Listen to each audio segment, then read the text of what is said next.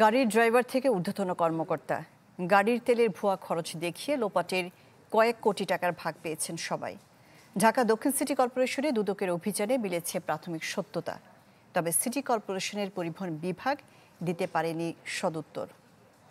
Niacinamide ও salicylic সমৃদ্ধ lily face wash, যা ফেসের ডেড স্কিন সেল দূর করে দেয় দ্বিগুণ ফাস্টার ব্রাইটেনিং। বিএনপি নেতা ইশরাক হোসেনকে মেয়রের দায়িত্ব বুঝিয়ে দেওয়ার দাবিতে ঢাকা দক্ষিণ নগর ভবনের সামনের আন্দোলনে চলতি বছরের মে থেকে জুনে 40 দিন অচল ছিল সব কার্যক্রম। ওই বিক্ষোভে বন্ধ ছিল নগর ভবনের গেট, এমনকি কর্মকর্তাদের অফিস রুমও। কিন্তু অনেকে অফিসে না গেলেও তাদের জন্য বরাদ্দ করা গাড়ির বিপরীতে প্রতিদিন 14 থেকে 15 লিটার তেল খরচ দেখানো হয়েছে। অন্য মাসগুলোর মতো এই 2 মাসও খরচ দেখানো হয় কয়েক কোটি টাকা। দুর্নীতির এমন অভিযোগে রোববার অভিযান চালায় দুদক। এ সময় নথিপত্র জব্দ করে এবং ড্রাইভারদের জিজ্ঞাসাবাদে জ্বালানি বিল অনিয়মের প্রাথমিক সত্যতা পান দুদক কর্মকর্তারা।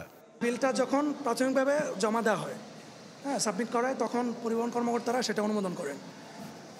এভাবে হচ্ছে মানে স্তর বাই স্তর, অথবা যেটা বলেন উপর পর্যন্ত, সেটা নোটশিট পর্যন্ত অনুমোদন হয়ে দেন হচ্ছে বিলটা পাস হয়। তো প্রাথমিকভাবে মনে হচ্ছে যে এখানে ড্রাইভার থেকে শুরু করে উপরে ঊর্ধ্বতন যারা এখানে রয়েছেন সংশ্লিষ্ট কর্মকর্তা, সবারই একটা যোগসাজশ রয়েছে বলে প্রাথমিক প্রথমে মনে হয়।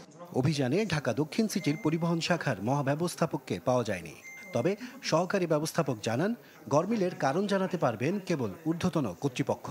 এটা আসলে আমাদের সংশ্লিষ্ট কর্মকর্তা যারা গাড়ি ইউজ করেন, স্যাররা আপনার জ্বালানি ইস্যু করেন, এটা স্যারদের বক্তব্যটা সবচেয়ে জরুরি আর কি।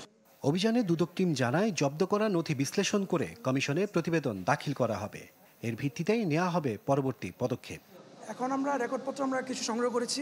আশরাফুল আলম আকাশ, চ্যানেল 24, ঢাকা।